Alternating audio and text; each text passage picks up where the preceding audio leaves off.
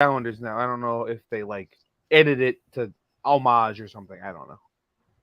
No, nope. It's They just have the Islander fisherman logo. logo. Okay, It's just the white fisherman, got it. and he sold out of. He did the black Saber jerseys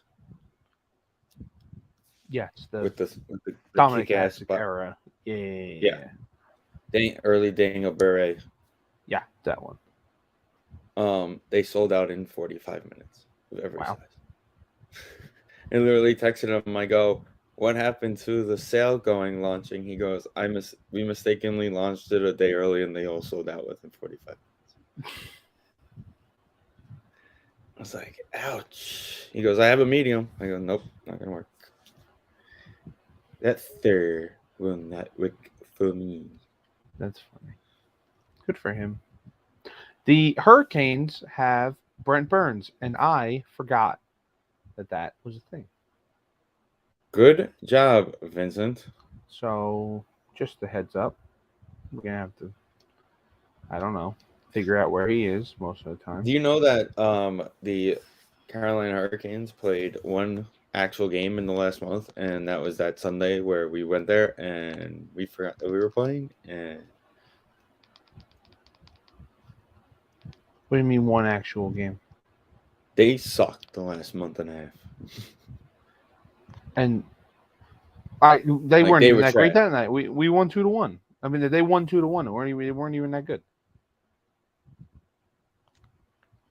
Also, shout out my boy Luke, first assist. You have a boy, Luke. Jack's brother. Oh,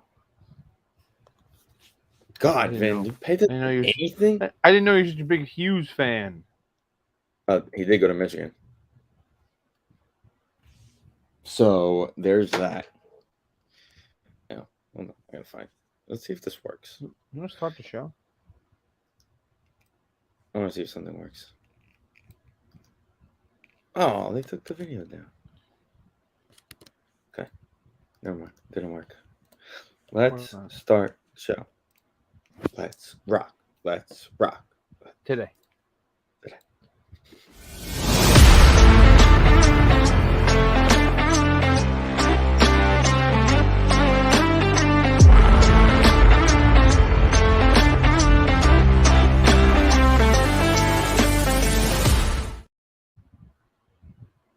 Welcome, Sndpodcast, episode 356. Fun fact about the Let's Rock today. Jack Black announced that the band is getting back together. Apparently, they're going to do like a 20-year movie. They did an anniversary. I think it was maybe 10 years. They're all on stage. They did some kind of reunion thing where they're all on stage. They're doing the song. Miranda Cosgrove was even there, and it's like a whole big. But this was years ago. Well, first off, this movie is 20 years old, Vincent. Right, I'm saying this might have been a 10-year reunion. It might have been that long. Didn't the drummer, Freddie, didn't he pass away or something? That's a possibility. One of them did, didn't they? This is. I don't remember that. What I did do this is I don't even know why I'm saying this, but I'm going to say it because this was just a safe space. Yeah, I was watching a thing the other day, a trivia show, and the answer was Julius Thomas, the former tight end for the Broncos, and I thought he was dead, but it was Demarius Thomas. And yeah, Freddie died. It's unfortunate as well that Freddie is no longer with us. A car accident. He was hit by a car. You know who else was hit by a car? Paul Walker, unfortunately, died in a car accident. He wasn't hit by a car. His car the tree hit his car. The tree, right. But the movies have never been the same since then, to be completely honest. They've been bad. They've been CGIing him into the movies somehow. Well, they did that once. And then the next two stunk. I don't remember watching the next two. Oh, the Cena one. I watched the John Cena one. The Cena one is 9. The 8 was Vin Diesel's that has to be the bad guy because they kidnapped his kid or something. Oh, I remember that. Yeah. We got guys just falling in Florida right now. Oh. just falling all over the place. You may be ahead because I'm watching it on the like NHL network feed. I think you're ahead. They're tuned in, and these guys are just flopping. How much time is left in the period that you're watching? 12:50. Yeah, you're about a minute ahead of me. Okay. I'm at 13:45. You're gonna see people just fall. Slow. I can't wait. Speaking of hockey and movies, we unfortunately can't bring up the clip because I just clicked on it and it says it's unavailable anymore. But can we talk about the last 2 minutes of the D3 Mighty Ducks movie? There's a lot of things to unpack. First of all, and it's what I said to you listening. For those listening, we're talking about the end of this game when magically there was a 5-on-3 with 3 guys in the box for the Ducks, but nobody got a penalty for what were they? Who were they? The Hawks? No. They were the Warriors? No. Yes, Indians? It was the Warriors because Charlie's girlfriend didn't like that Warriors was the name of the team. She was ahead of the game in the Redskin Warrior thing. She thought it was demeaning. And that's why at the end of the movie, she's very happy that they changed the name to the Ducks. They get rid of the Warriors. Warriors. Yes. Warriors. So, are there 3 people in the box though? Yeah, because doesn't both Bass Brothers and Kenny Wu go in the box? No, I think it's just one of them. Oh, it's just Portman and Kenny Wu. I think it's just Portman. Okay. Because Fulton's on. No, Fulton's not on the ice. Fulton was never on the ice unless he was shooting. He was never on the ice unless he shot the puck. So here's a couple things here. Number one, he just takes a letter out of his pocket and sticks it on the jersey. It would have fallen off right away. You know what else I was thinking? I was thinking about this before when I was. Do you know how sweaty a hockey jersey is? Before we got on, I was thinking about that. Charlie Conway is wearing the C. The guy with the 2 C's in his name is wearing the C. Why couldn't Connie Moreau be the captain? Because she wasn't the captain. That's why. I don't know. Jesse Hall was a lot better. Aberman had leadership abilities. That guy sang on the bench. Jesse would have legitimately be the captain if we're naming captains here. Because what also? Okay, there's a lot. Okay, we're gonna keep going. One, I don't know how the letters stick to the thing. 2, going back to Jesse. Jesse was actually good, like the whole time. Charlie stunk. And then that's because Jesse's a multi-star athlete. He was the pitcher in Sandline. He was. Charlie was bad. Charlie had issues at Dawson's Creek. Remember, he always cried in the show. He was always getting heartbroken. Oh, yeah. And Charlie was good, and then bad, and then good in the first movie. So bad he got benched in the second movie. He benched himself. Yeah, he was the coach. Not only did he bench himself, it was like the 3rd period that he decided to bench himself. Yeah, and he bailed.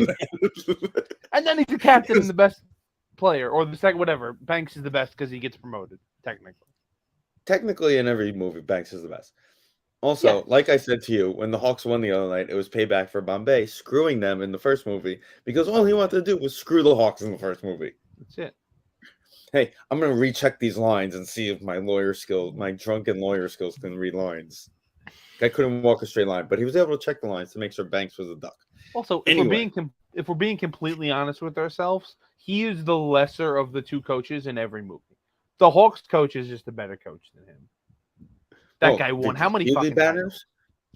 Yeah, how many banners? Flags fly forever. The second movie, that Iceland coach was scouting them like nothing, and he was out having ice cream with the girl. Useless. Yeah. And the third movie, he gets replaced by another coach who's better than him, and they actually win a game. Well, they win all of them, but they win a shutout. Okay, so now it's 5-on-3, and somehow it magically becomes 10 seconds left in the game, and Conway has, and the announcer guy. Can we talk about the stupid announcer who yells, Conway has a breakaway? There's 3 guys in front of him. Not a breakaway. There are people in front of him. He has to do out. And also, when he's on the circles in front of his own net, and he says there's 10 seconds left, but there's still 4 seconds left when he passes the puck to Goldberg, who held the puck for 10 seconds. Hell of a pass. A 4-second pass?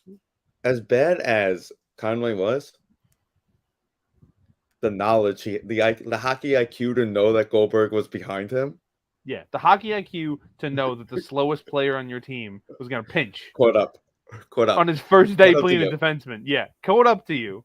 His first day playing a defenseman. Also, I'm glad they made him a defenseman because my other problem with these movies is Fulton's the only defenseman the entire time. They have one defenseman in all three movies Excuse until me, Goldberg no. shows up. Conway was a defenseman in the third movie. They made him a defenseman. Well, Remember? no, He they made got him angry. play defense. He wasn't a defenseman. They just wanted him to. Yeah. Why did they? That's why he had to keep playing defense. Like he had to skate backwards because they had no defenseman. So the center has got to go back. Yeah, but when you score 9 goals in the first period of a game, you don't have to worry about playing defense anyway. But then they blew the game because they decided to just get cocky. You can't blow that lead. You can't. Because Julie can't blow that lead regardless. Because Conway didn't let the guy make the first move. That's it. Got to let the guy make the first move. You have to let him make the first move. I mean, really. We could do it. Poor Danny. Imagine if Danny was here right now. We wouldn't even have this conversation. We wouldn't be having this conversation. I could do Danny, a whole show just on these movies. Speaking of Danny, he's out tonight with the New York Giant Rush guys. So check them out. We are actually preview, I believe. It's coming. No, that's in a couple weeks, actually. I don't know if you were part of his list, but on Friday of the draft weekend, depending on the hockey schedule, I was actually invited on to join them for a little segment during the draft. This Friday? No, Friday of the draft. So in 2 weeks from now. I don't know. This is a preview. I think they're previewing the draft today. He said. Oh, I don't know about that. But we're going to do our preview probably in about 2 weeks. Again, it all depends on the New York Islanders making the playoffs and scheduling and all that fun stuff.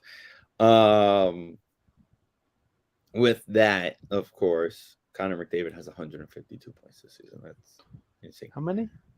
152. The last guy to hit 150 was Mario Lemieux in the early 90s. Don't understand how you do that. How many goals is that? Let's see. 64. Also, that's insane. Back to the Mighty Ducks. Yeah. That goalie for varsity. First off, he got stuffed by Julian, the second Mighty Ducks, and then got stuffed so badly and got so mad at the Iceland coach that he lost his accent and went and played goalie at Eden Hall for the varsity team. He was like, "She's better than me. I suck in offense. I'm gonna go play goalie like the girl I want." And then he's trying to bang her at the end of the movie. This guy is all over the fucking place. Well, in fairness, he tried to do it in both movies. I don't know if he tried to do it in the other movie. All he says in the first movie is "Good work, Captain Duck," and then he leaves. I think that's the only thing he says. He tells his coach to go F himself, I think, too. Essentially, he's like, he says something. You lost yourself. You lost yourself. That one. Yeah. No, you blew it yourself. Gunnar Stahl. The Stahl should have named one of their kids Gunnar if they didn't already, because it's a good name. Also, I would like to go back in time. Okay. I don't know if I want to do that. The second movie. Went back to the second movie a little bit. Mm-hmm. And notice how through that entire championship game, the Iceland's coach hair never moved once. How much gel was in that guy's hair? That guy tubbed. You gotta let his hair move a little bit. Also, Iceland only played one line. I don't know if you ever noticed that, but Iceland played one line that entire game. So yeah, there's no depth. These teams have no depth, really. It's no wonder why they don't win much. Besides that, but I would like the New York Islander replay guy to watch the D2 Mighty Ducks movie and find the clip to tell me if Mendoza was offsides or not. Because there's no way that if he's that fast, the puck flipping in the air that slowly, he was able to stay outside. Oh. Yeah, we need that dude. Because nobody else is going to be able to see both of those spots at the same time better than that guy. The same guy who was able to see, the puck in black empty seats. Yeah. He also switches hands, is lefty and then righty and then lefty. In the middle 4 of that times. Yeah. The most ambidextrous hockey player of all time. You would think, Disney's a big company. They ended up naming a team after this movie. You would think they'd handle it with a little more care. and they just throw Paul Correa out to the wolves to talk to this guy. If I was Paul Correa, I would have been like, "Hey, guy, you do not know hockey. Absolutely Why are you not. here?" You know what the problem is? The problem is they put Modano in the first one, and then they're like, "Well, we put a star in the first one. You all Gretzky's in the second one. Paul Correa." It's like Modano's at the table. Who was the other guy? I'll never remember his name. The one who talks, actually, like who's literally there. Modano says like 2 words. So that was Basil McRae. Yeah, that's it.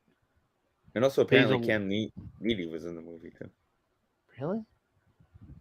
What it says. I don't remember. Oh, Basil McRae. Yeah, that's the dude from Austin Powers. That's Basil. This guy, not only was he a hockey player, he then became Dr. Evil's sidekick.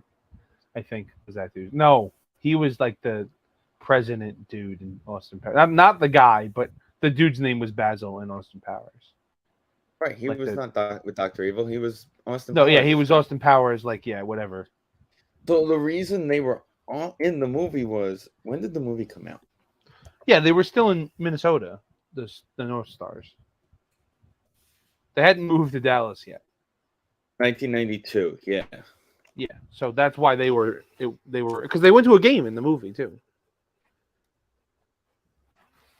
So apparently, by the way, if you type in Mighty Duck Movie 1, there's a showtime for the Mighty Ducks in June. They're putting it back out? Showtimes for Mighty Ducks. 12 p.m. Sunday, June 25th.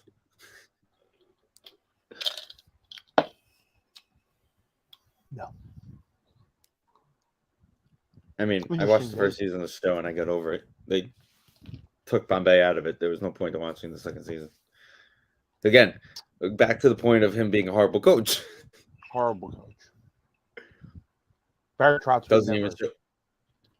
Doesn't show up. Think about it. He's so bad that Kenan Thompson decided to go be a cheeseburger guy. I mean, Kenan Thompson went on to bigger and better. And now he's going to go do that again, by the way. Oh, yeah, they're doing another good burger. I saw that. On Paramount Plus. Nope. Did we talk about a Snow Day reboot? Aren't they the same people that did that? I don't know. But the dude who plays Spencer and iCarly is the snowplow driver. Because he's crazy. He's crazy. Yeah, Spencer. It's Crazy Steve. Yeah, it's Crazy Steve. Right. Who's Crazy Steve and Drake and Josh? It's Crazy Steve and Drake and Josh. Who? Speaking of, I hope they find Drake. I hope he's okay. He's got some problems. Was he in jail like a week ago? He wasn't in jail. I still don't know. He got like arrested and tried for some kind of, I don't know if it's sexual assault, but some kind of inappropriate minors thing. And I didn't read the whole story, so that's on me. But it's not good for Drake right now. You ever see the video of the guy searching? He has been found. Oh, he even posted a tweet on his own page that says, "You leave your phone in the car and don't answer for the night, and this is what happens." Okay, well, then that was just a big misunderstanding. Have you ever seen the TikTok of the dude looking for Josh after he's talking about Drake? No. And then he looks up, like he's looking up Drake Bell, and then he goes, "What happened to Josh?" And he types in Josh Bell, and the baseball player comes up. No, I did not see that. It's just, he just reacts that it's Josh Bell, a big black dude, and he's like, "What happened to Josh?" Because he doesn't realize they don't have the same last name. It's funny. 2022 Mets at Cardinals, huge comeback saves the day. Is that a Mets classic? It is. I hate when they put games like that on Mets Classic Because everything you need to see about that game happens in the ninth inning. There's no point for me to watch the first 2 hours and 45 minutes. Well, it's funny because it's the top of the 8th inning and it's 0-0. Exactly. Trevor May gives up a run in the top of the ninth, and then, or 2 runs, I think. I mean, the bottom of the 8th. And then the Mets score like 5 runs in the top of the ninth. Nolan Arenado makes an error. Somebody else makes an error. Dom gets a hit. Nimmo hits a homer. And the game ends. There you go. Now you don't have to watch it. I told you what happened. Well, I went back to NHL Network because actually, you know what? I'm going to go watch on ESPN Plus start of the Blackhawks and Flyers. Because it is the last time in the world that Jonathan Hayes will be taking the ice as a Chicago. Is he playing? Yeah. So he came back just for today. It's like a David Wright kind of thing. Because he hasn't played the whole fucking. He hasn't played the whole season. They're gonna pull him after like. I think he's only gonna play like a period or something. He hasn't played in 2 years. I think. I know he hasn't played all season. I don't know how long it's been exactly. Also, the guy who is doing the play-by-play, the color guy for the Chicago Blackhawks is Patrick Sharp. The play-by-play guy looks like he's about 15. And he's got 4 little pieces of hair hanging off his chin. Patrick Sharp is pretty good, actually. TV announcers.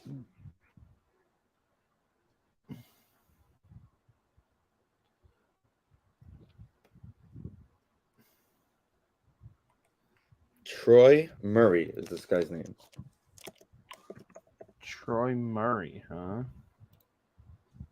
Never heard of him. He's also looking very awkwardly right now at Patrick Sharp. That's kind of strange. It's kind of like turning to him. I don't think this is the guy. That looks old. Well, if we're talking about hockey, we should probably shout out to Blackhawks. Give a shout out to the Blackhawks Patrick, for their help the other night. Patrick Mazika, his clone hockey goalie. Peter Mrazek. Can we go back to my duck and how I just saw a clip of Zegras on a little scooter and the duck mascot was pushing him? It would really be great if that team could be like halfway decent. The Ducks? Yes. Because I'd like to see more of him. Yeah. The problem with Peter Mrazek is we lost the playoff series to him already. So he owed us. And that is where I'm at. We lost most of the playoffs. Some of the playoffs. So it's the first time since 2006 that Crosby and Ovechkin are both not in the playoffs. And it's basically like Ovechkin's rookie year. Yeah, I believe it was Ovechkin's rookie year. I know it's the first time Malkin hasn't made the playoffs at all. His rookie year was the next year, I think. So, and if you think about the Penguins, going back a few years, they won 2 cups. They get all the credit in the world for that. But then they won 3, if you think about it. If you really want to look at the time frame, they won 3 cups in that time. Sure, but they won back-to-back. They then lose to the Cap the next year. I've gone through this. They lose to the Caps, who eventually went on to win the cup. Right. So great, fine. The next year, we sweep them in the first round. Oh, that's because we were back. We're back. The year after that is the bubble playoffs. They technically don't even make the playoffs. They lost in the qualifying round to the Canadiens. The year after that, we beat them again. And then the year after that, which was last year, they lost to the Rangers. So they haven't won a playoff round in now we're going on 5 years now with the same team. They gave them all extensions. It's the same coach. Seems like something needs to change. If I'm I have making the to calls. guess you're getting a new coach. It's going to be step one. It seems like the easiest fix. Right. Because it's the same coach that won the cup. So he's been there for we're going on 7-8 years now. Right, you're giving him a break because he won. You gave him. He gave you cup runs. So he gets a break. His leash is a little longer. Yeah.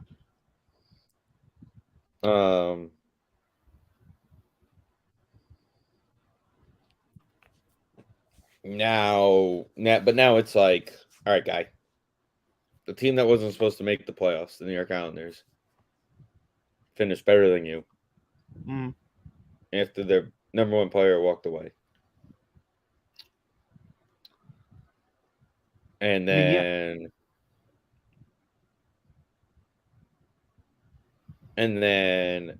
you didn't even go to the bubble.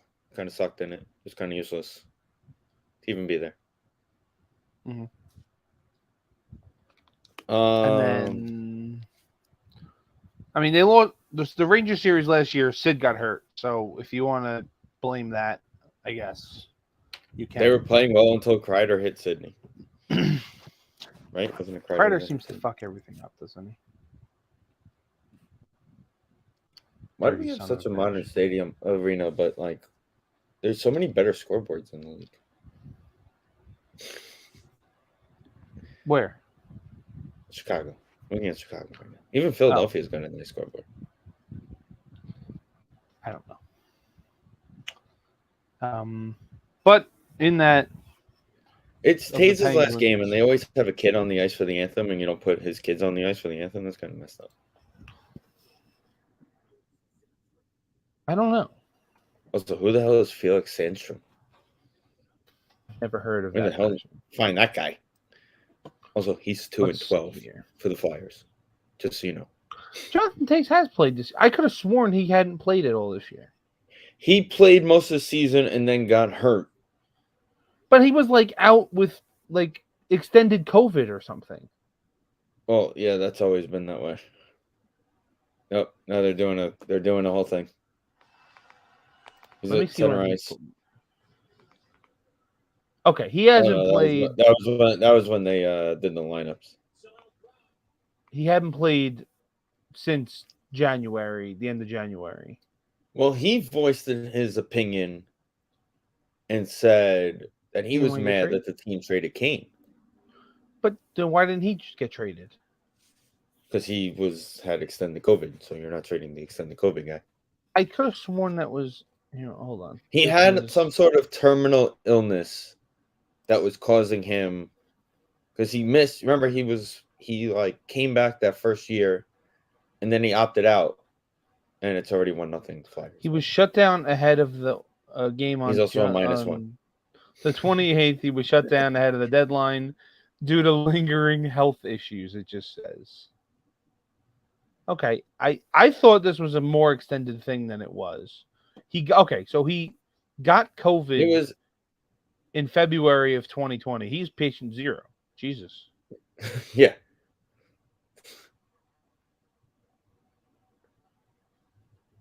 With the delayed start of the 2020-2021 season. Yeah, he just got rid of his first stick of the game. He missed training camp. Decided not to play.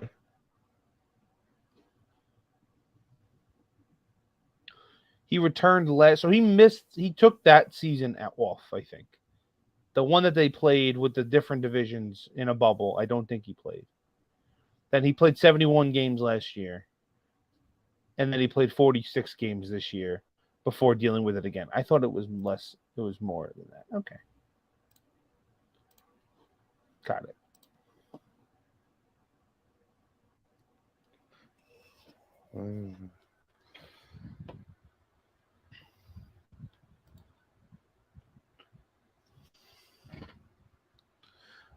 Well, the Islanders.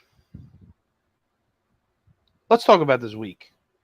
Because really, we started talking about it before off air. Tuesday was embarrassing. The Caps had Monday. no players. Sorry, Monday. I keep thinking it was Tuesday, Thursday. Monday. The Caps had no players, and they came out as flat as you could. Really not what you're looking for there. And I still go back to, I mean, they're in the playoffs, and I really didn't think they would be this year. So he has to get some credit for that, the coach. And they've done a lot of the Who run are saying they had. that to? Pittsburgh? We're saying that about Pittsburgh again? I'm talking this about Lane Lambert and us. Okay. So there was an interesting post I read the other day about this. Fun fact that in 70, it was either 78, 79 or 77, 78, the newspapers and the fan base all wanted Bill Torrey to fire Al Arbor. Granted, we don't have the talent. That's very clearly. But that is also not surprising because that team got good relatively quick and then couldn't get over the hump. Correct. And that was Butch Goring kind of was the final. Was the hump. Gary Carter-esque edition, if you will. Correct. Now, with that... But this is also only 1 year. This is very different. They also, and you could even tell, there is a significant difference in this team with and without Barzy.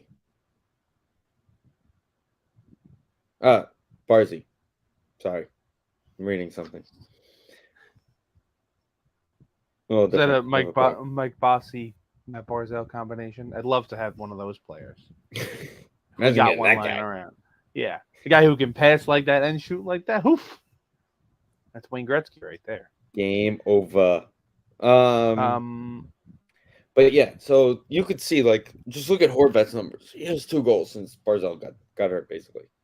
And if you watch, one was an last empty night, netter, and one the goalie was in like La La Land the entire time. I don't know. He wasn't even awake. Well, he had a tip in the other day. I think it's 3 now. But if you watch the shifts his line had on last night, Wednesday, he's the line. I love Cap. He just didn't do much. I mean, he got the tip in to kind of seal the deal, but Lee was a bit of a passenger last night. And Josh Bailey's Josh Bailey. Oh, he had the goal against Tampa. That's right. The Devil goal, the goalie was out of the net. The Winnipeg goal, there was no goalie. No, not Winnipeg. Winnipeg was like his last goal. Devil game, I think, was the empty netter. Scored an empty netter. And then the Tampa one was the game we won against Tampa. We beat Tampa. That was the game where Brian Elliott was in the corner. Face off. The game was over. They didn't pull the goal. Yeah, it was the end of the game. It was 4-4. Right. So basically, there was no goalie for both goals. That's what I'm trying to say here. For his last 2 goals, there were no goalie. Pretty much. That's what I'm going with. So, but I give Bo a lot of credit for the way he played offensively and defensively. I was getting back to Lambert because he deserves credit that they played the way they did and made the bit of the run that they did without Barzy. Correct. And it gives me up without Barzy. Correct. And it gives me some hope that outside of the first line, this team has the rest of its lines figured out. So, I was saying this to Devin, that there's one line on this team that should not be touched, if anything, for this postseason. No. Well, 2 lines. 2 lines. I'll go okay, 2 lines. Yeah, sure. The bottom 6, don't touch it. The bottom 6, don't ever touch it. Ever again. I want Zach Parise until he dies. I already made my decision that he has like 5 more years left paid by Nashville. I am paying him league minimum for the next 5 years. Yeah. If you tell me I'm getting 100 block shots out of Zach Parise for the next 5 years, fine. I don't care if I never get 20 goals again. If he scores 8 goals, I mean, I'd like 20 goals again, but you know, I'd love 20 goals. It'd be great. Listen, when we signed him last year, I said, "Give me 10 to 15 this year, and I'm going to be a happy person." He ended I up think with it's what he like had, and that's what he had last year. And that's what he had. And then I wasn't expecting 20. I still said 10 to 15 again this year. Again. Play well, play hard, play 10 to efficiently, 15 10 to and 15. skate your ass off, and that's what he does. And block 8,000 shots and just lay on the ice the entire game. And I mean, I think Hudson Fasching is my new favorite player, and I was making fun of him because his name is fucking Hudson. Remember when you were making fun of him, and I said, we're just going with the Hudson flow. Hudson flow, baby. That's it. And he's a beast, though. And I mean, JG's just in the middle, locking it down, winning faceoffs, doing his thing. That's your future fourth line. I think long because eventually I think that fourth line's done. Ideally, first off, Martin's a free agent, so it's going to be interesting if he's even signed at the end of the year. Martin, I think he's still. I think Matt Martin's. They gave him the contract. I feel like that contract game was forever. He didn't get a contract from us. He's still being paid on the Toronto. No, he got a contract from us. Yeah. Oh, he has one more year on it. Okay. They gave him like a 4-year deal 2 years ago, I think. Going into the COVID, it looks like. Going into the COVID season, they gave him like a 4-year deal. Al's got one more year. And Casey just got an extension. He's going to be around. Casey just got his extension. Yeah, he got it before the expansion draft. 1, 2, 3, 4 more years on his extension. But if you tell me my fourth line is going to become Casey between Parise and Fasching starting next year, and my third line is going to be some sort of Engvall, Pajot, Simon Holmstrom, combination. Right. Okay, and then my top two is Barzy, Bo, and Lee, and then Brock, Palms, and get them some help. Is the bring in another goal that can, or keep reminding Brock Nelson that he can shoot the puck. He figured it out now. For a long time. Do you believe that if he actually shot the puck back in the day, you remember when he would score like 20 goals a year because he'd only score twice he'd only score 2 months a year? Yeah. He'd score like 8 goals in October and then forget to shoot the puck the rest of the season. That guy, his career, he played 72 games his rookie year in 13-14. 14 goals, 20 goals, 26, 20. 19. What year? That was the COVID season, 19? Oh, that was 17-18 was the COVID. 17-18 he hit 19. It was also his first year of playing 82 games. But he was also on the third line that year. Because that was Barzy's rookie year. 18-19 was 25. 19-20 was 26. COVID year was 18. Last year, he only played 72 games and scored 37 goals. This year, 82 games, 36. Yeah. I mean, since... Also, he's a plus 13 this year. Since Trotz became the coach, he's a different player. It just is. This is also a career high in points for him this year. Yeah. 75. 36 and 39 this year. It's pretty crazy. But, the crazy thing is that they're getting things back to... They're getting on those 3 lines. Well, that's what I'm saying. Set. Yeah, those 3 lines are locked in. And the fun thing is, that's going to be, like you said, Horvat on Wednesday just skated. Was skating around. He's trying to make the plays. Barzal's going to come in and be that guy. Yeah. Hey, Barzal, Horvat's going to skate around and just try and get open for his shot, and Lee's just going to stand in front of the goalie and let the puck hit him. Well, that's the thing. We joked right away when Barzy got hurt that it was just Horvat wasn't allowed to leave the ice because they didn't. He had to take every face off. He had to do everything. Right, because Pajot was hurt too. Because Pajot was out too. Then Pajot gets back.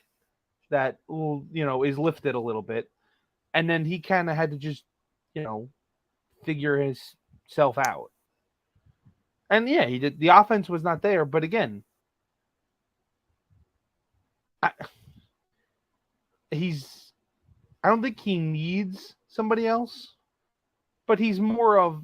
I think he's more of the, like you said, get to your spot kind of goal scorer than he is an off the rush kind of goal scorer. The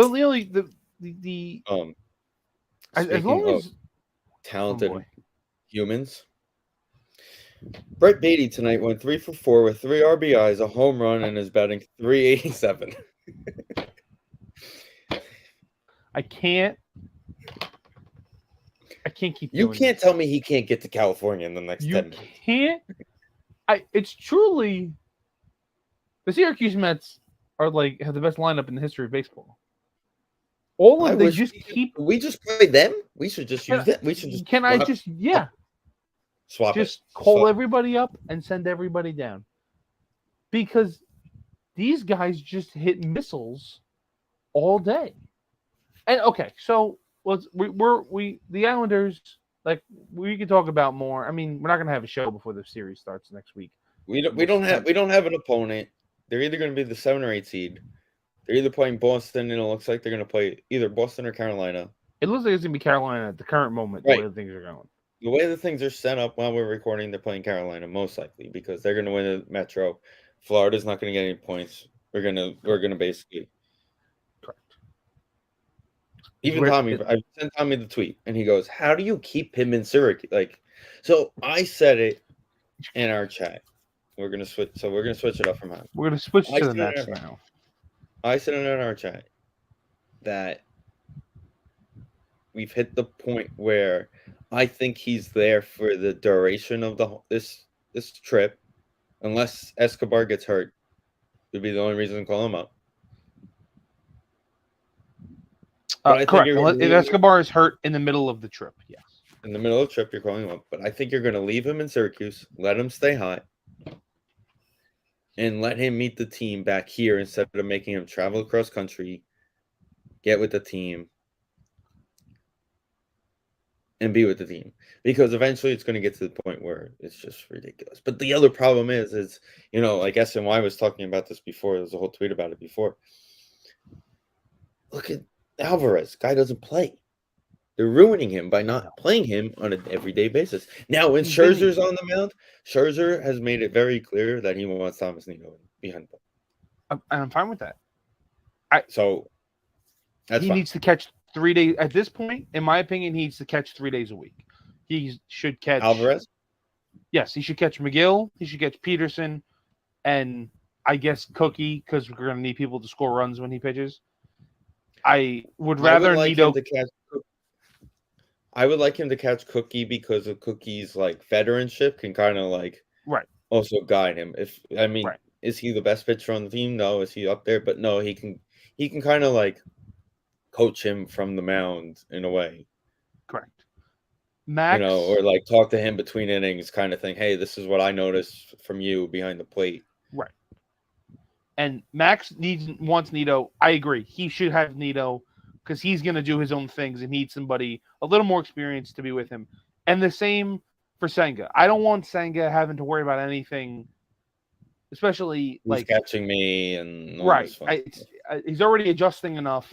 Let's give him the experienced guy behind the plate. And also, his splitter is going to be in the dirt a good amount of the time. It's not usually. He's been pretty good control with it. I mean, he's a little wild in general, but you're going to need somebody back there who can block. Nido's that guy. But Alvarez has had 8 at-bats since he came up. It's been a week. And it's been, yeah. So it's the same thing when he came up last year. Right. It was you brought him in Atlanta, and then you just never let him play until the final out of the last game. So I don't think anybody's jumping off the ship yet, but he needs to get a little bit more of a consistent time at bat. But also, just look at what he did in Syracuse when he was there. He consistently was getting at bats, and what happened? Right. He hit the ball. Look at Beatty. He consistently had at bats. The thing about Beatty was he was hitting here too last year. Not great, but he was hitting when he was healthy. Yeah. He had a good start, and it just kind of like went to a standard baseball player. We're not asking these guys to come in here and be like, all right, start going back to back with Pete Alonso every game. No. Come in here and get on base so Pete Alonso can then knock you in. Because Alonso does not get on base this season. He's fine. He's on pace for 72 home runs. Well, yeah. Because he's hitting bombs. It seems the only thing, because I've seen this a lot, that basically the plan at the moment is they're going out west. They're in Oakland. They're in San Fran. And then LA, is that it? Yeah. I believe that's the order. I'm just gonna double check it. I flipped it. It's Oakland, LA, San Francisco. Doesn't matter. Oh, good. So we can wait till Darren Ruff cools down and to play him next week. Got it. Correct. You do know we're getting a game where the four of them are just going to homer and we're going to lose that. Oh, yeah, for sure. So they come back. In one of the games in San Francisco, Darren Ruff hits a walk-off. Something. I won't be awake for it. I'll tell you. It's the weekend. I might be awake for it. Great. No, I'm going to play hockey. Fuck that. Fuck the Mets. Right. It's actually it's going to be like the first. It's going to be like the first year of Brooklyn. Right. It's going to be this flip. The hockey game is going to be a playoff game this time. The playoff game's going to be early. We're going to rush on for the playoff game to watch the Mets. To watch Darren Ruff. Okay. Coming back, I was confused about this just now as I was going to talk about it, but this is good. So the plan seems to be one Verlander is meeting them home when they get back. It seems like he's on track for that. He's got to have at least one rehab start. Comes out of the rotation. Cookie has to be, unless he throws 3 shutouts or 2 shutouts on this trip. It Peterson's been good. McGill. Peterson's been fine. McGill's been actually good. McGill's like never lost in April, right? Yeah, so let's keep. Also, he lost my parlay yesterday by giving up a home run in the first inning, that jackass. But anyway. But so they come back right away, 3 against the Nats. And then it's 3 against the Braves. So that 3 against the Nats is a perfect get Brett Beatty in there, couple games, get reacclimated, and then we're into the big weekend series against Atlanta. Which is the opposite of what they did to Francisco Alvarez last year, where they just dropped him into the biggest series of the year and expected him to get a hit off Kenley Jansen. It didn't make a lot of sense.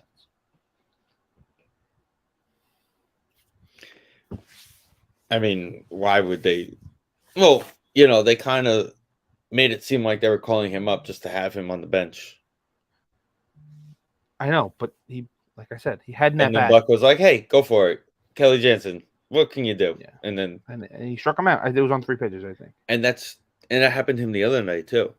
Was in the 8th inning or whatever, or in the 7th inning the other night, where he had a big at bat with guys on base, and he just swung at every pitch that was thrown at him. That's what I was gonna say. The final out of Tuesday night when he started against Hader, who was walking the ballpark, he had the tying runs on base.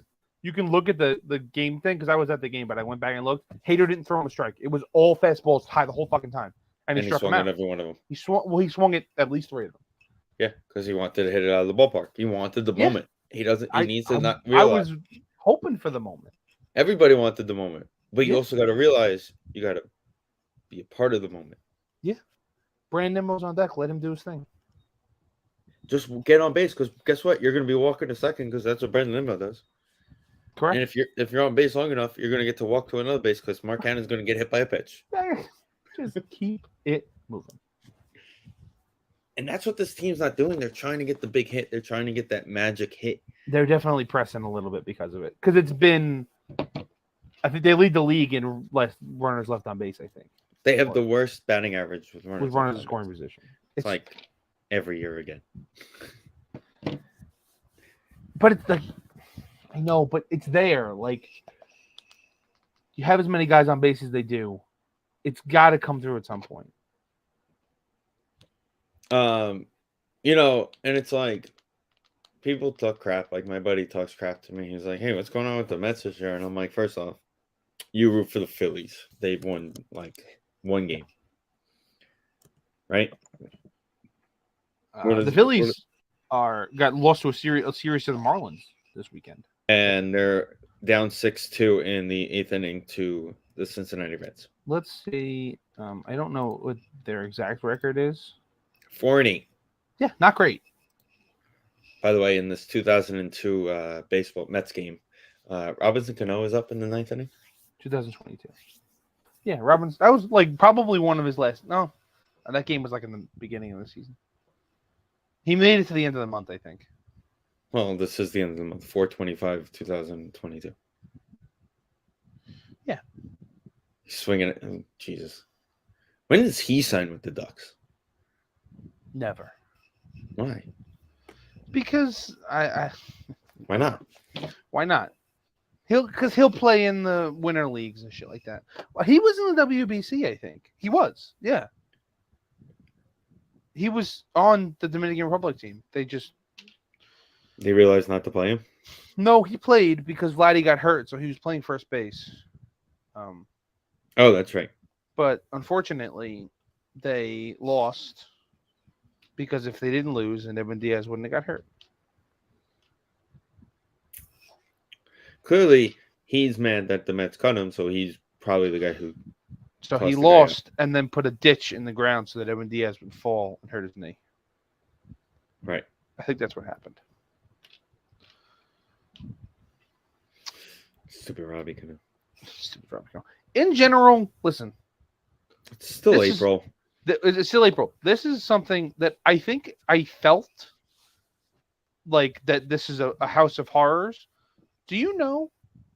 So going into the series that they played in Milwaukee this week, they had lost their 15 of their last 18 games in Milwaukee. Now we always play bad. Now it's 18 of 21 games in Milwaukee they lost. They always play bad in Milwaukee. I remember that. I didn't realize it was that bad. They don't play well in Milwaukee. So that just chalk it up. They just keep getting swept in Milwaukee. So I have a good question for you. Okay. We're at the game the other day. Tuesday? I was. Tuesday night. Okay. Thoughts on your first in-game experience, pitch clock, new rules? Didn't feel... Robbie Cano popped out to the right. For me, what? Robbie Cano popped out to the left. Good, perfect. He was not part of the big moment. We're still trying to figure out... Panthers tied at 2, by the way. Maybe we're not. We spoke too soon. Ship it up to Boston. It didn't feel quicker. It feels a little quicker. It feels like the pitchers are getting the ball and going. Last year, you didn't want to go during the week because of, most of the time, you didn't want to go to the week because you knew you had to be up early. And correct. Oh, that's tough. I made the conscious decision thinking the game should end earlier. And I was home by 10:45. And that includes dropping off Lauren.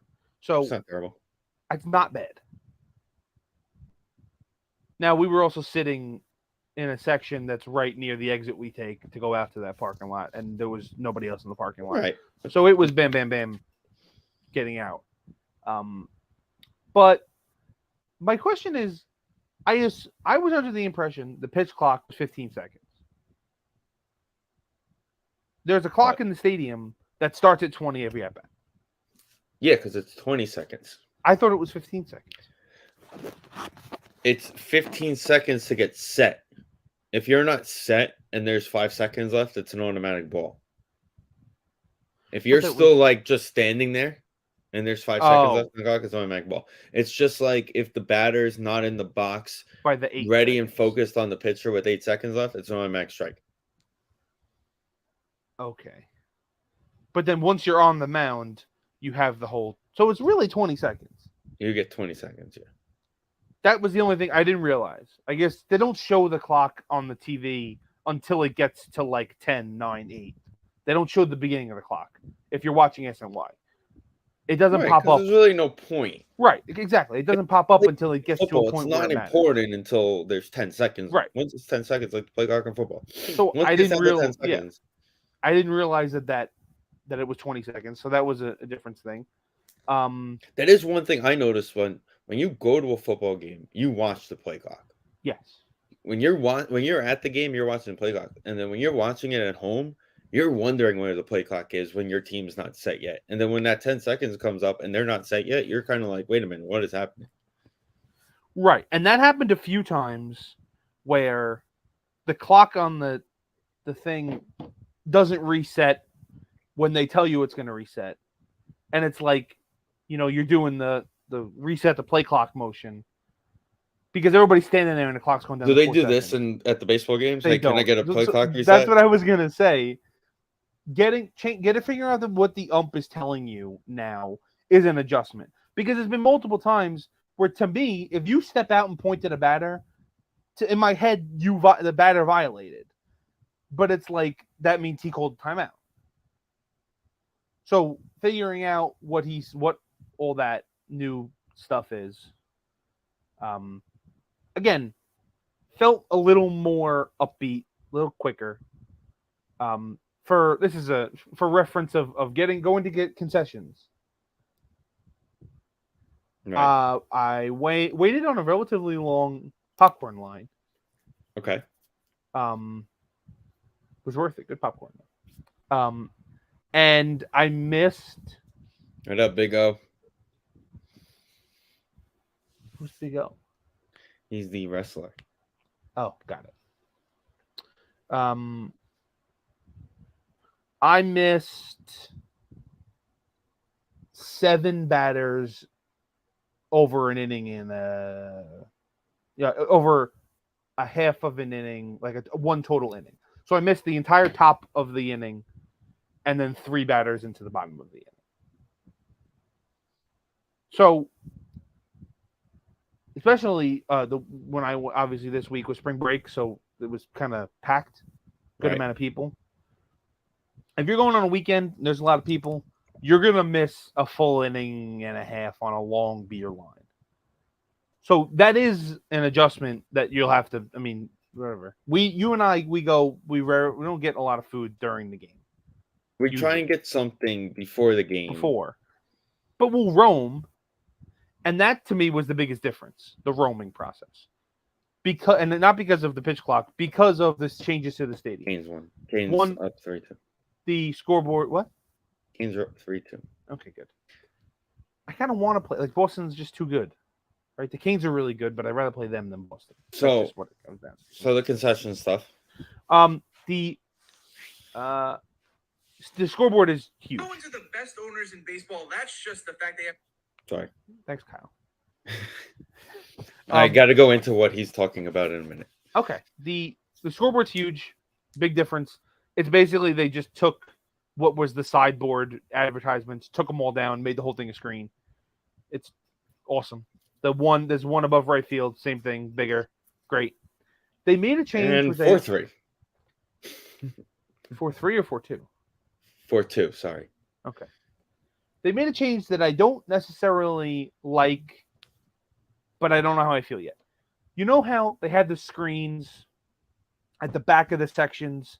There was 2 screens facing either sides of this, so like if you were in a section, you could turn around and look, and there would kind of be a screen facing either, like they were facing they were back to back.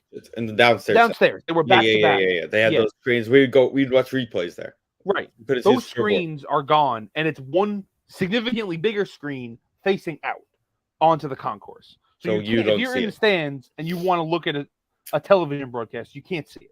You can't see the 20 replays they're showing on TV. You're just hoping they show at least sitting and hoping and waiting. So it's not. That's something that I don't think is normal in most stadiums, but it's something at Citi Field. I know you and I got used to it. If there was a replay, I could turn around and look at the screen and see what was kind of going on there. But the screens that are facing the concourse are huge. So if you're waiting on a line, there's significant ways to watch the game. Now, it's obviously delayed a little bit, but you could see everything going on, the TV broadcast and everything. So Mark down a 3-2, 2 outs. he's going to hit a ground ball to Nolan Arenado. No, because Nolan Arenado always makes the play. But then he doesn't. Nope. We don't live in a weird multiverse, Vincent. God. We don't. But on He that actually game, hit a we line did. drive to Arenado, who went to go make the play and made a horrible throw. And this Just guy a- won a a Gold Glove. Trash throw. Really, guy one won of his worst. This guy won a Gold Glove. He wins every Gold Glove. So yeah, overall stadium experience, good, but definitely just a little adjusting to. Okay. So they do a college program this year, the New York Mets. Uh-huh. So I made the extremely smart decision of having my coworker who was in college put all my information except for using his email address from school. Love it. So Monday through Thursday games are $15. Where are the seats? Doesn't matter. I guess not. Get you in the building. Yeah. In the day you're getting in the building. So Especially for you if you want to do pictures and shit like that. yeah, I'm just going to take pictures most of the time anyway. Travis Jankowski is running for Marquette, just you know. He is. Jeff McNeil. The seats from what so according to this, I'm actually on the specials right now. So because I was looking at this concession stand. So where the concession stand is located behind section 433 on the promenade level. So my guess is that's where your seat is, basically. You're in that somewhere top upstairs. corner, top left field corner. Oh, like above whatever that Budweiser landing thing was. Yeah, that Like that left part. field. Okay. But because you have the ticket, I can get food for $5 for hot dogs, pretzels, popcorns, a 22-ounce soda, 20-ounce water, and if I wanted, I can get a Coors Light for $7.50. That's actually not bad. It's Monday through Thursday. Now, everything else went up. Oh, so the food itself only goes up to first pitch. Oh, so you gotta remember. So I can't like leave in the third inning to go grab a hot dog for $5. It says, but still, 433 is a good picture area, and get you in the building. Most of the food prices went up, to be completely honest. That's kind of. I'm not surprised, but it was just like I got a chicken sandwich and fries and a drink, and it was like $30, and I was like, Also, Travis Jankowski's long hair running to third just now was kind of magical. I miss it. It was magical. Speaking of long hair, did you see what happened because of Michael Kay in Cleveland? I saw what I think he did. I don't know what happened as a result of what he did. So here, let's backtrack to the story. So Yankee model is short hair, mustaches only, no beards, all that fun stuff. So when you are the road team in baseball, the home team provides you a bat boy. Michael Kay has been in baseball for 30 years. He knows this. Right. So for apparently, now this came out after this issue. Apparently, the Yankees have put in requests due to George Steinbrenner used to request that their bat boy from the team was short-haired. Fit the Yankee whatever. Fit the Yankee description. Got it. And that was something like Major League Baseball agreed to, hey, you got to provide them with somebody with short hair. But Cleveland's apparently road bat boy this year has hair that goes down to his ass. And he had it out during the game in Cleveland. And Michael Kay called it out on TV instead of keeping his big mouth shut. Yeah. And letting the kid live. So the next night, the kid had to tuck his hair into the helmet. And you could just see how uncomfortable he was. It's such nonsense. It was like, what was the point? It might sound hypocritical from two guys wearing Islander hats. It's nonsense that the Islanders make the guys shave too. It's all of that stuff is absolute nonsense. Shaving, Dom Smith short gets hair. the big hit, by the way. What? Dom, he hit a single. Well, he hit a ball to first base, and the guy didn't cover first.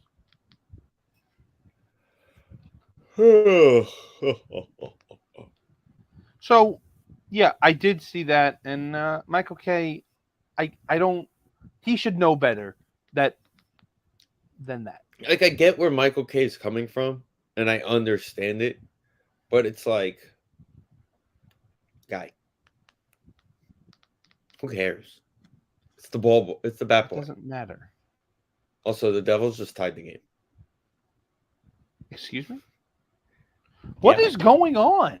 I literally just We've been turned the game recording on. for an hour, and the hockey world is blowing itself up. Nobody's playing anybody next week. We're just going to let Boston just play themselves. Washington was up 4-1, and now the Devils have tied it.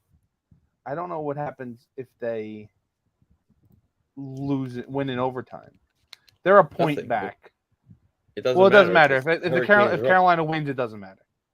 And the Rangers are down 3-2 to Toronto, but that's game really. The Rangers don't matter. Nothing. Neither does Toronto. No, Toronto is locked in. They're playing Tampa. Tampa was the first series locked in. They've been knowing they're playing each other for the last 3 months. That's been it. Because nobody else in their division is good. Well, I guess Florida is in the playoffs, but they weren't close to Tampa. Also, am I the only one that didn't know that Dallas was the best team in the West? I looked at the West the other day. Seattle's in the playoffs. I was stunned. That I knew about. I mean, the West is madness. I was a bit surprised that Colorado is as good as they were, because they were like dead 3 months ago. Everybody was hurt. And they still have 105 points with 2 games left. They could get 109 points. Also, apparently, is it tonight? I think it's tonight. What? Where is there it? Are games Edmonton tomorrow. is up 1-0 right now Against San Jose. Golden against San Jose. And I'm pretty sure with an Edmonton win, no matter what Vegas does, Edmonton would win their division. Oh no, they would tie them in points. If Edmonton wins tonight, they would, and Vegas loses in regulation, Edmonton ties them in points and win the Pacific. Correct, because they have a tiebreaker. Right. What is Vegas doing right now? Also, by the way, speaking of tiebreakers, Colorado has 2 games left, and they're a point behind Dallas for the number 1 seed. So they're going to pass them if they want to. If they want to, right. Well, or Dallas has a game left. Settle and play Minnesota. Dallas has a game left too. Dallas only has 1 game. But yeah, so they have to. If they win that game, Colorado's going to win both games. Right. So Minnesota was locked in. What about standing? Let's see. What about the wild card standings over here in the West or conference? Seattle is locked in as the 1 wild card seed, and Winnipeg is behind them. Guaranteed. It's officially locked. That one is locked. It's 5 points. 5 points, and they each have a game left. I don't think Seattle's locked, though. Seattle could pass the Kings. Seattle has 80. They both have 81 games. When they traded Jonathan Quick and you told me they were in the playoffs, I would have never believed you. Well, they traded Jonathan Quick because he stinks. And they got a better goalie. Not in Vegas. Well, I guess that's true. Is he starting for them? Yeah. The whole thing is madness. The Western Conference. The whole league is madness. The whole Western Conference is nuts. I'm going to look at what his stats are in Vegas and if he's like playing every day. The only 3 things that were locked in the NHL playoffs is the Rangers are the 3 seed out of the Metropolitan, and the Leafs are and Boston's the 1, and the Leafs are playing Tampa. That's it. Correct. The Rangers are locked into the 3rd spot in the division. The Leafs are playing Tampa, and Boston's 1. That's the only thing we know right now. That's the only thing in the entire NHL playoffs that anybody knows. Right. I think Minnesota's also locked in. I think that was the other one that was fully locked. I don't think they can move at all. Jonathan Quick. They're in the Central. They have one game left, and they're 3 points behind Colorado, so they can't catch them. Even if they win the one game, they can't catch them because Colorado's got 2 games left. Well, they have to win the games. Obviously. Right, but still, Minnesota's 3 points behind them, so they're already locked in. Even if Minnesota gets 2 points, they can't get 3. Okay, right. Jonathan Quick has a 3.13 goals against and a 900 save percentage. So he's still bad. Confirmed. But somehow Vegas is always good. What happened to them having cap issues and like sucking? Oh, Ever. so they, you know what they did? Mark Stone is Kucherov. Long-term IR. Correct. Yeah. Mark Stone is Kucherov. He's there. He's fine. He had back surgery and he's just chilling until the playoffs start. Or I don't know if it's back surgery. He has a bad back that he had surgery on last year. And I think it's one of those things where he can kind of just be like, my back's acting up. I'm on IR. He makes like $10 million. Wiped away. They're fine. And then he comes back day one. And everybody's good. Why didn't we do that with Barzal? They could have put Barzal on long-term IR, traded for another guy. Didn't he get hurt after the deadline? He had to have. Because they had not worry about. Yeah, I guess. Also, they have to re-sign Pierre Engvall. They do have to re-sign Pierre Engvall. But they're going to buy out Josh Bailey or get rid of him or something. He's going to play really well in Phoenix next season. Connor Bedard's going to need someone to teach him how to play and someone to help him, give him a place to live. Connor Bedard needs a babysitter. I got the best one for you.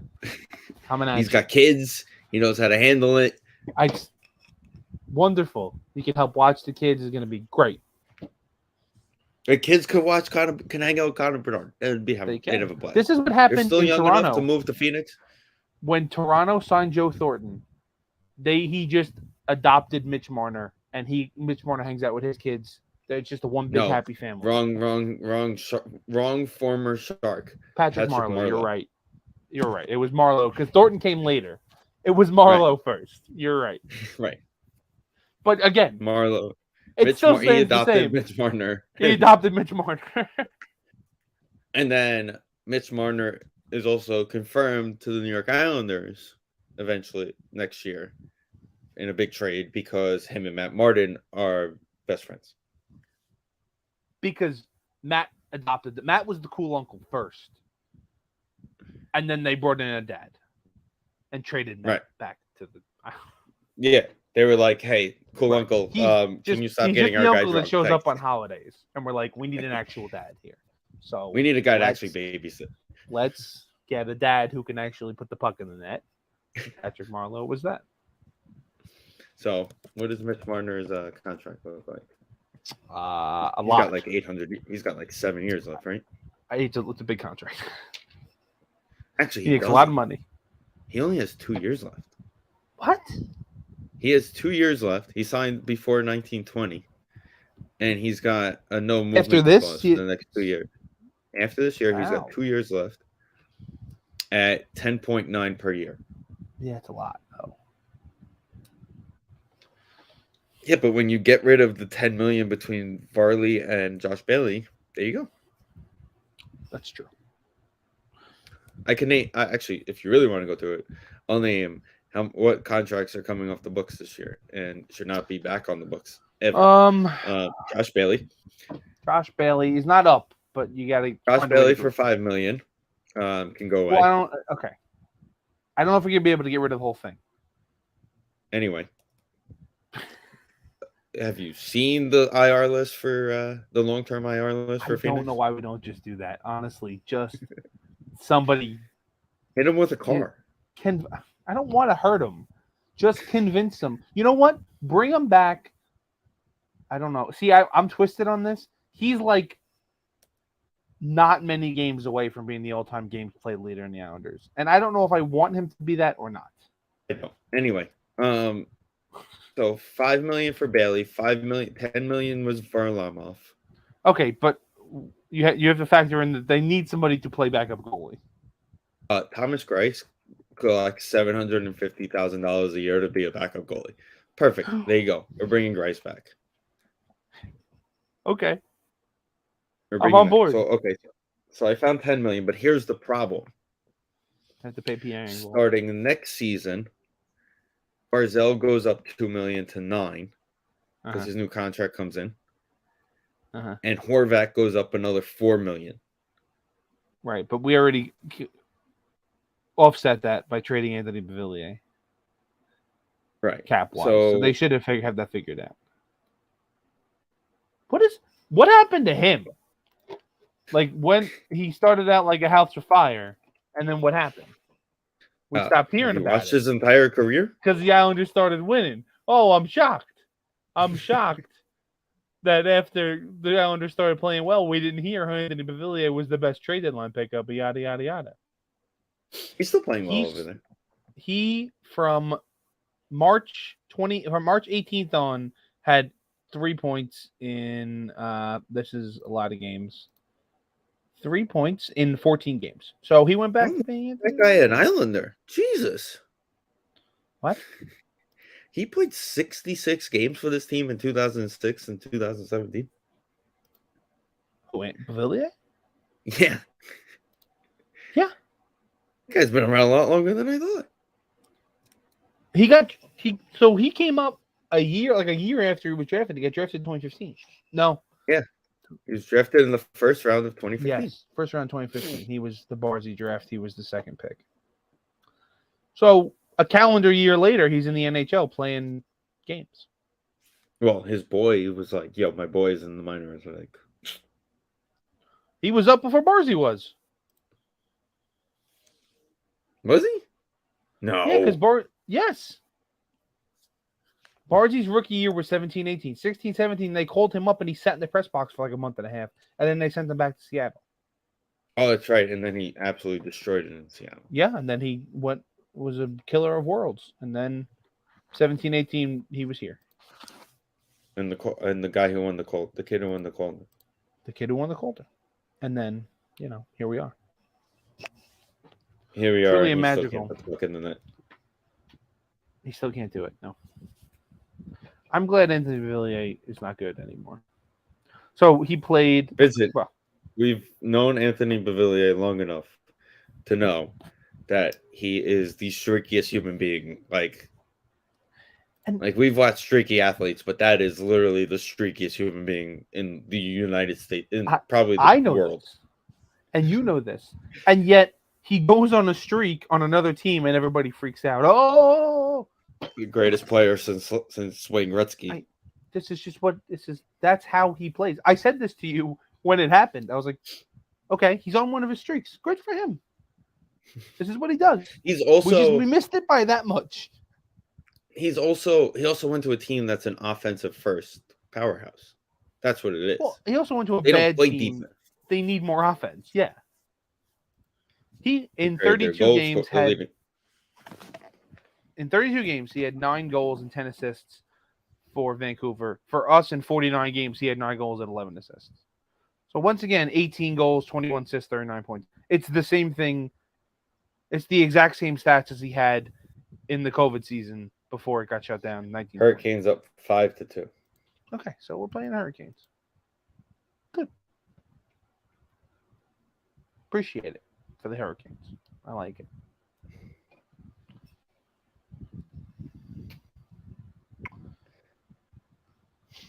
Anything else? Hi. No. I think we covered it. I think we're done ranting about Anthony Beauvillier. I'm sorry. We forgot to mention that it's the first time since '94 that all the winter sport. Teams. Yes, winter sport. Does that include the Nets? Are the Nets in the playoffs? The Nets aren't in the playoffs. The Nets are not even in the play-ins. They were the 6th seed, so they're just in. They didn't drop. They were like the 4th seed. Weren't they supposed to be really bad? I think they were the 3 seed or the 4 seed when they made the trades, and they only dropped to the 6th seed. That's how bad the league is. Well, they are playing the Philadelphia 76ers. Again, I haven't. Yeah, they're playing the Sixers. I haven't paid attention to the NBA because I really don't care. The Mavs traded for Kyrie and then decided that they were going to be bad and tanked to get out of the playoffs so they could have a shot at picking Wembayama. Who? The Mavs. The No, Dallas I, Mavericks. that part I heard. Sorry. The name? Try that again. The first overall pick in the next NBA draft, his name is Victor, I think it's Wembayama. He's like Giannis 2.0. Apparently. Kumbaya, my lord. Correct. Sounds like Kumbaya. He is apparently. Is there another night of playing games? Like, isn't tonight? No, I think that there should be one more night because last night was the second half of the 7-8 games. You have to play the loser against the win. The loser and the loser's got to play. Right. So Friday night the is loser Chicago, and the winner Miami, have to play. Chicago, Miami, and OKC in Minnesota. Right, and the winners of those games are the 8th seed, and they go to play Milwaukee and. Well, according to ESPN, the script has already been written because they have the Heat as the 8th seed and Minnesota as the 8th seed. Well, And that's what they technically are now. And the Devils they had to win games to stay there. But again, yes, like I said, the first pick in the NBA draft is supposed to be the next big thing. He's supposed to be amazing. So everybody's trying to tank to get him. But again, they traded for Kyrie and then tanked. Oh, isn't that how it does? That's how it works, man. I suppose. I think that's the tank move now when you get Kyrie. He's such a disaster. But the Suns are decent. Feature report. Victor Wembanyama. I think it's pronounced Wembayama, but I could be wrong. All that matters though is that he played for a team that jersey says Mets. Yeah, so he should be like Mets 52 or is the name or something. I don't know what it is. Yeah. Also, so according to this Bleacher Report mock draft in the NBA, 1, 2, 3, 3 guys. The first 3 guys to go were not playing in college. They're all European or whatever. Overtime Elite, G League, Ignite. Yeah, and then the kid from Alabama was going 4. Okay. I mean, now that you can get paid in college, I think they'll start. But I don't know how big NIL deals are going to be for 1-year guys, you know? I mean, what's Bronny going to get? I don't know. Who knows? Ooh, if he even goes. Back Michigan guys. Like, he doesn't... Bronny could just not do anything. And for a year. Yeah, he could just chill and train. So in Florida, it's currently 5-4 with a minute left. What is going on? What is the world? I put on fucking something else. Do I make it to ESPN Plus on time to watch? No, I don't think my TV will move fast enough. What on the face of the earth is happening? Yeah, Shane Gostisbehere scored to make it 5-2. Anthony Duclair, Carter Verhey, now it's 6-4. Jesus and Mary and Joseph. Sebastian Aho scored to make it 6-4. What madness has occurred on this night? Oh, Jesus. The puck almost just went in for Florida. They put 50 seconds on the puck. What in the world? Also, Brett Burns just destroyed somebody in the crease and just left him there so the Panthers couldn't get back in the zone. I told you got to watch out for Brett Burns. If you told me Brett Burns was not a Shark anymore, I would have told you to go away. They're just getting him off the ice. Yeah, I got 15 seconds left. This game is over. Okay. But it's all right. So I was a little behind. He knocked that guy down with a minute left. They got up in 30 seconds. And nobody called the penalty. And nobody did anything. Oh, my almighty. Okay. It looks like it's over. Devils, win in overtime. Use the momentum to kick the Rangers' ass. Sure, good.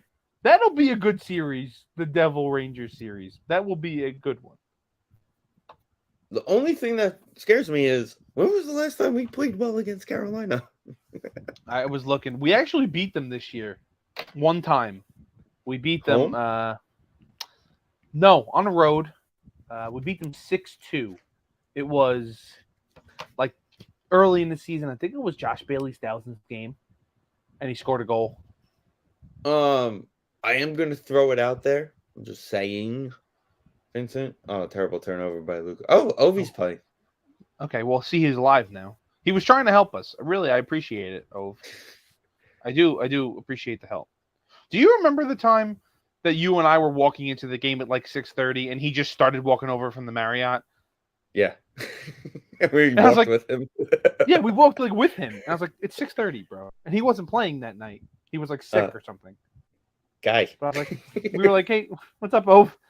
And he just walked not with a lot us. of he just walked. Not a lot of people would walk through the Coliseum parking lot with our fucking maniac fans. At Especially, I 6:30. mean, he's been to the Coliseum a zillion times. He Yeah, but knows he what's going to enjoys happen. it. He enjoys it. Oh, he loves it. He absolutely loves it. I don't even know what the Capitals are doing. They're just kind of throwing the puck towards the net and hoping it goes in the net. Isn't that what you do? And they Isn't keep that how going you really play wide. offense? I don't know how to. Oh, Kuznetsov with the move. And Speaking of move, did you see Martin St. Louis do a penalty shootout in practice? I'm sure he still got the hands. I'm 100% positive he does. You need to go find it and watch it. Oh, now we're just punching everybody. That was insane. This is the puck's landing on top of the net. What? This sport is nuts tonight. This sport doesn't even. First off, what's with the 2 extra days of the season? Like, why are they playing off. tomorrow? Why are there games tomorrow? Like, Colorado, you're in the playoffs. Why are you playing? Cancel the game. Jack tried the. Crosby. Michigan? No, he tried the between the legs goal with being defended by 2 guys. God. Okay, I think these guys are just laying on the ice, and Kuznetsov with this move right here. Just didn't they ban the jersey tuck? So I'm pretty sure if they did, Kuznetsov is a little bit of illegal. Nobody cares. So that's like they banned.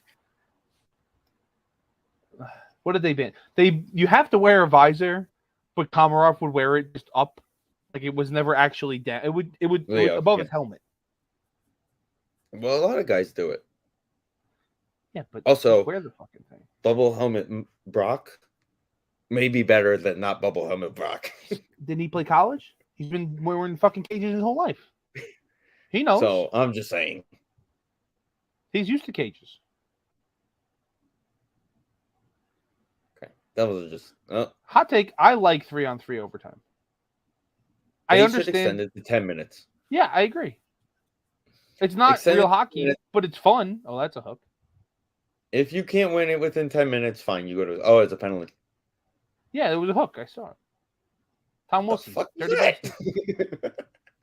Jack's just spinning around and shoots in the corner. I don't know what Jack's like he's playing bubble hockey. He's just spinning in the thing. Anyway. Right, the guy twisted the knob. Right, he spun it on the. Interesting fact about Jack Hughes. I like Jack a lot. I like Jack a lot, and his brother is probably better than him, by the way. He just has to get, he just has to get two with the league basically. Even Jack was banned when he first came into the league. He wasn't right away. Yeah, it took a little bit. But like I was at the Islander Devil game recently. And always I'm watching forget Dougie Hamilton's on the Devils. Always. And Jack Hughes is standing in the corner. You know how they do that like semicircle to take shots, just kind of like shoot at the goalie, like towards the end of worms. While they're all setting that up, Jack is standing in the corner and players are shooting pucks at him, and he's just turning around and deflecting all of them. And I'm like, Jack, what are you doing, guy? I guess it's deflection practice, so he doesn't have to stand in front of the net. He could just tip. But nobody does that. I don't know. You know who does that? Luke Skywalker. That's Jedi shit, Jack Hughes. Because that's Jack Hughes. Thanks for the 10-minute delay. What? They tweeted that we're playing. Oh boy, turnover. Here we go. Trip. Okay. Well, it goes power play. Well, Dougie took a penalty. 2-on-2 hockey. Let's go. 2-on-2 hockey. I would love to see it. Throw Jack fucking. And Luke, Jack and Luke versus Ovi and Carlson. Let's go. That's it. Go.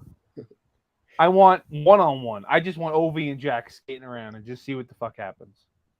Can they do that? Since this game really means nothing anymore, can they just have Jack and Ovi do shootout shots for the next?